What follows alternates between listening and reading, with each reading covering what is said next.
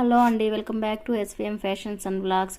ఈరోజు వీడియోలో మనం ఫ్రంట్ పార్ట్ అనేది కట్ చేసుకుంటున్నామండి. ఎడ్జెస్ మన వైపు పెట్టుకోవాలండి. ఇప్పుడు బ్యాక్ పార్ట్ ఎలా ఉందో అలానే పెట్టుకొని ఒక 2 ఇంచెస్ చూపిస్తున్న విధంగా ఫోల్డింగ్ అనేది వేసుకొని ఇప్పుడు మనం క్రాస్ కట్ చేసుకుంటున్నాము. ఇప్పుడు ఆ బ్యాక్ పార్ట్ అనేది క్రాస్గా పెట్టుకోవాలండి. పెట్టుకొని ఆ బ్యాక్ పార్ట్ ఎలా ఉందో అలాగా మార్కర్తో డ్రా చేసుకోవాలండి. చూడండి, చూపిస్తున్న విధంగా డ్రా చేసుకోవాలి.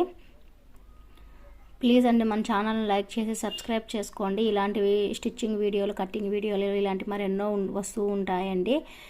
బెల్ సింబల్ని ఆన్లో పెట్టుకోండి, సబ్స్క్రైబ్ చేసుకొని. చూడండి, చూపిస్తున్న విధంగా మొత్తము డ్రా చేసుకోవాలండి. అదేవిధంగా ఇప్పుడు ఆ బ్యాక్ పార్ట్ తీసి పక్కన పెట్టుకొని ఇప్పుడు మనం స్కేల్ సహాయంతో ఫ్రంట్ పార్ట్ అండి, ఇప్పుడు ఫ్రంట్ పార్ట్కి బ్యాక్ పార్ట్కి లోత్ అనేది ఒక 1 ఇంచ్ డిఫరెన్స్ అనేది ఉంటుందండి. చూపిస్తున్న విధంగా ఒక లైన్ అనేది డ్రా చేసుకొని ఇప్పుడు బ్యాక్ పార్ట్కి మనం రౌండ్ ఇచ్చాం కదండి, అదేవిధంగా ఫ్రంట్ పార్ట్కి ఒక 1 ఇంచ్ తగ్గించుకొని ఒక రౌండ్ షేప్ అనేది ఇచ్చుకోవాలండి.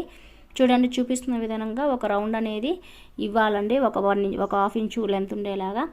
ఇప్పుడు మనము ఫ్రంట్ పార్ట్ పొడవు అనేది ఎలా తీసుకోవాలో చూడండి.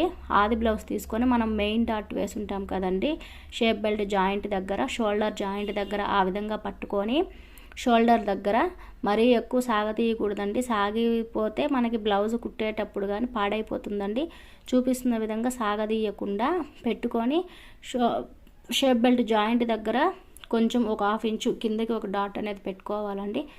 అదేవిధంగా ఫ్రంట్ పార్ట్ నెక్ అండి, రౌండ్ చూడండి, అది ఉక్సులు పట్టి వైపే తీసుకోవాలండి. ఫ్రంట్ పార్ట్ రౌండ్ అనేది చూడండి. షోల్డరు మనం ముందు బ్యాక్ పార్ట్ గీసుకున్నాం కదండి, ఆ షోల్డర్ దగ్గరే ఆది బ్లౌజ్ షోల్డర్ పెట్టి చూపిస్తున్న విధంగా ఆ ఉక్సులు పట్టి అనేది మనము లైన్ అనేది డ్రా చేసుకున్నాం కదా, చూడండి కనిపిస్తుంది లైన్, ఆ లైన్ మీదే పెట్టుకోవాలండి ఉక్సులు పట్టి అనేది. చూపిస్తున్న విధంగా రౌండ్ అనేది డ్రా చేసుకోవాలండి. మనము కాజాల్ క్రాస్ బెల్ట్ జాయింట్ డాట్ అనేది వేసుకోవాలి కాబట్టి ఒక హాఫ్ ఇంచ్ ఎక్స్ట్రా ఉండే విధంగా ఒక డాట్ అనేది పెట్టుకోవాలండి. ఇప్పుడు మనము ఇక ఏదైనా రౌండ్ హెచ్చు తగ్గులు ఉంది అంటే మనం ఇక్కడే సరి చేసుకోవాలండి ఫ్రంట్ పార్ట్ రౌండ్ అనేది. తర్వాత చంక దగ్గర మనం ఒక 1 ఇంచే అండి, ఒక 1 ఇంచు టేప్తో పెట్టుకొని ఒక డాట్ అనేది పెట్టుకొని ఇప్పుడు ఆ 3 డాట్స్ని కలుపుకోవాలండి.